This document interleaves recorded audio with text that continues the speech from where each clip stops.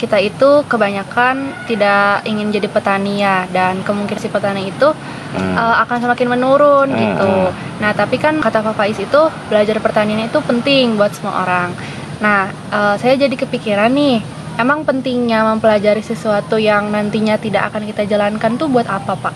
Oke. Ya ini pertanyaan yang jujur, tapi kenapa kamu nggak mau jadi petani? Nggak mikir ya kalau mau jadi petani gitu ya? Iya, Pak. Lah bahkan ya memang gini, dunia pertanian itu kan sesuatu yang sesegera mungkin untuk ditinggalkan. Itu pakem alamnya. Tapi terjadi orang meninggalkan pertanian itu terjadi pelan-pelan, berevolusi sejak tahun 70, tahun 80 mulai berkurang, makin modern ke sini ndak pada orang mau bertani. Sekarang sisa yang benar-benar petani aja mungkin cuman 15 juta di Indonesia. Kalau keluarga yang terhubung dengan pertanian ada sekitar 40 juta penduduk. Itu kan sedikit ya dibanding dengan zaman-zaman dulu tahun 70-an kan 90% petani semua, tidak bisa lepas dari produksi pertanian. Nah begitu ke perdagangan ya lari ke perdagangan. Tapi apa itu lebih bagus ya, sejelek-jeleknya perdagangan atau jasa itu ternyata memang masih lebih menguntungkan daripada di sektor pertanian. Jadi kalau pertanyaanmu seperti itu ya memang mewakili generasi juga bahwa akan kalian itu sudah menjauh dari petani, bahkan tidak kepengen juga. Kalaupun ada yang kepengen ya, tapi bukan kepengen dalam arti yang sangat menjadi idam-idaman seperti kamu kepengen jadi PNS atau kamu kepengen jadi dokter, teman-teman kamu kan. Nah itu kan beda gitu. Jadi petani itu kadang-kadang cuman keinginannya yang sekunder begitu. Ada yang ngotot pengen banget jadi petani, siap meninggalkan dunia ekonomi modernnya, mau ke lahan juga nanti beberapa hari mereka baru mengalami ternyata memang tidak gampang gitu loh.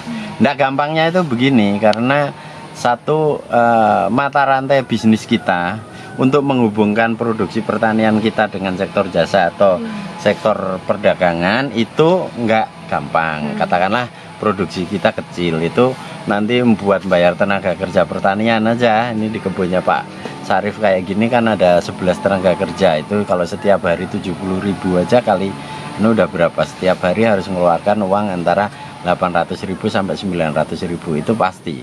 Tapi pendapatannya untuk ngelola tanah yang seperti ini, yang ya katakanlah tradisional, tidak bermodalkan dengan teknologi atau tempat-tempat yang lebih modern lah, itu habis duitnya. Jadi usaha tani itu bahkan 2 hektar saja kadang-kadang belum tentu menjanjikan pendapatan yang spektakuler. Nah ada yang bilang betul bahwa enggak, tani itu berapa meter persegi juga penghasilannya bisa 20 juta bersih gini. Ya itu kan kalau pakai perangkat yang komplit, mindsetnya komplit, teknologinya komplit, modalnya komplit. Tapi kalau seperti petani-petani kebanyakan ada tanah setengah hektar saja dengan tenaga manual, pembayaran sering, masih nggak masuk akal. Apalagi perdagangan kita itu belum ramah atau belum nyambung dengan pertanian kita. Kan banyak yang Rafika kan sering dengar yang di sini kan petaninya bagus hasil panennya, ini terong-terong ini lagi bagus, tapi nanti sering mereka tetap rugi karena harganya anjlok, over gitu ya. Oke, itu saya maklumi kalau kemudian teman-teman ini adik-adik seangkatan saya juga meninggalkan pertanian, jadi ndak masuk akal kalau mempersoalkan pertanyaanmu itu nggak jadi pertanian. Nah sekarang balik ya, kan pertanyaan Vika apa tadi? Kenapa penting? Apa pentingnya buat kamu? Nah kamu mau jadi apa nanti? Dokter hewan atau enggak lah, jurusan apa, ekologi ya? Ya. Ekologi ya, itu masih mungkin kamu jadi petani nanti. Atau paling tidak beginilah Vika, kamu kan di ekologi dan belajar juga di Odesa, kenal masyarakat, kamu ya nyambung dengan dunia pertanian, walaupun tidak jadi petani yang murni, tapi masih terhubung ke situ untuk banyak urusan, itu masih bisa. Ya seperti saya kan bukan petani dan sampai sekarang juga nggak pengen jadi petani juga. Tapi kan tiap hari ngurusi petani kan, bawa kamu ke ratusan petani, ketemu anak-anak petani yang ngurus. Nah, saya pikir begini saja, kalau petani itu tidak akan kamu jalani sebagai profesi ekonomi, Iya. seperti saya, ekonominya tidak dari pertanian, tapi tetap dari sektor jasa yang kaitannya dengan jurnalisme, fotografi dan lain sebagainya. Itu yang selama ini membuat stabil dan ada sisa finansial untuk kegiatan bersama Yayasan Udesa juga. Karena itu saya senang kan ngurusi pertanian, karena apa? Bisa membuat petani terbuka pikirannya, menemukan cara lain untuk budidaya, terus nanam kelor, macam-macam lah. Vika tahu yang kita lakukan banyak hal itu. Hanjeli juga kan kemarin makan hanjeli. Nah, seperti itu. Nanti pentingnya adalah kalau kita nanti berkaitan dengan urusan sosial kemasyarakatan, apalagi kamu orang desa, itu nanti akan mau nggak mau tergerak untuk berbakti sosial. Nah, ditingkatkan menjadi gerakan sosial kan, dengan terhubung dengan para petani ini. Apa salahnya kalau kamu tahu tentang kelor? Walaupun nanti kamu nggak jadi petani kelor, tapi minimal kamu ngolah kelor. Saat penyuluhan ke kamu hobi pengajian, nah di tengah pengajian juga ada kegiatan yang lain kan, sering ada dibutuhkan kayak gitu kan. Ayo di luar kegiatan keagamaan yang ini ngaji-ngaji saja, tapi kegiatan yang kewirausahaan yuk bareng-bareng, supaya tidak ada perbincangan yang mubadir di Positif, ya, Pak. masyarakat itu. Jadi ada positif, yuk ngolah kelor aja bareng-bareng ibu-ibu, itu kan sangat berguna. Nah, pertanyaan yang kedua juga saya ajukan, kenapa sih orang itu sekarang kok kalau tahu tentang herbal kok harus nunggu tua, harus nunggu sakit? Iya, gitu. benar, Pak. Nah, makanya kita ngotot nih membekali relawan yang belasan, kadang-kadang sampai 30-40 yang belajar ini untuk serius mengenal herbal. Ya, pertanian itu bagian dari pertanian, yang penting adalah herbal juga. Supaya apa? Kamu pinter nggak usah nunggu sakit. Jadi ada orang pinter tahu herbal terus merasakan hebat, manfaatnya bisa cerita karena diabetesnya sembuh karena minum daun Afrika misal.